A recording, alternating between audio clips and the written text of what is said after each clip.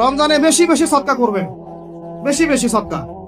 মানে সদাকার এমন ক্ষমতা আছে যে আপনার তাকদিরে মনে করেন একটা বিপদ লেখা আছে, মনে করেন তাকদিরে একটা বিপদ আছে, আপনি এখানে সদকা করছেন, সদকা করছেন, এই সদাকার ওসিলাতে আল্লাহ পাক আপনার এই বিপদটা দূর করে দিতে পারেন। একটা রোগ হয়েছে, বিপদে পড়ে গেছেন, এখন যদি গোপনে গোপনে সদকা করতে থাকেন এবং ওই ওসিলায় আল্লাহর কাছে দোয়া করেন যে আল্লাহ এই সদকার ওসিলায় আমার এই বিপদটা তুমি কাটাই দাও, আল্লাহ কাটাই দেবেন। সদকার এমন ক্ষমতা আছে, তবে এটা ঢাকঢোল পিটায় না, যত পারেন গোপনে গোপনে। হ্যাঁ, প্রকাশ্যেও দেওয়া যায়, গোপনে দেওয়া উত্তম, গোপনে দেওয়া কি উত্তম, প্রকাশ্যেও দেওয়া যাবে, কোনো সমস্যা নেই। আমরা সদাকা দিব, বেশি বেশি চেষ্টা করবো আত্মীয়র হক দেওয়ার, আত্মীয়দেরকে দেওয়ার জন্য, প্রতিবেশী, আমাদের সমাজের ইয়েতিম, আমাদের সমাজের বিধবা, আমাদের সমাজের মিসকিন, ভালো ভালো জায়গায় সদকা করবেন।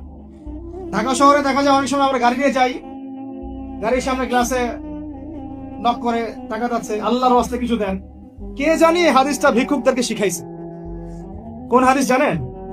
যে আল্লাহর ওয়াস্তে কারো কাছে কিছু চাইলে ফিরাইতে হয় না। আল্লাহর ওয়াস্তে যদি কেউ আপনার কাছে কিছু চায়, আল্লাহর ওয়াস্তে ভাই আপনার কাছে আমি 10টা টাকা চাচ্ছি, থাকলে দেন, তাহলে এটা ফিরাইতে হয় না।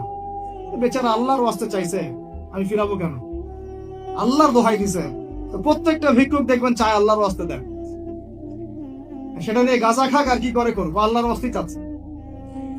অনেক সময় দেখা যায় অনেক ভিক্ষুকের ফ্ল্যাট আছে ঢাকায়, কি আছে, আর আমরা ভালো থাকি, যারা দেই তারা ভালো থাকি, ভিক্ষুকের ফ্ল্যাট আছে। সুবহানাল্লাহ। প্রতারণা যুগ তো, বোঝার বুদ্ধি নাই কোথায় দিলে ভালো হবে, এই জন্য বাছাই করে করে সদকা করবেন। দিনই খাতগুলোতে বেশি সদকা করবেন। আল্লাহ পাক তৌফিক দান করুন।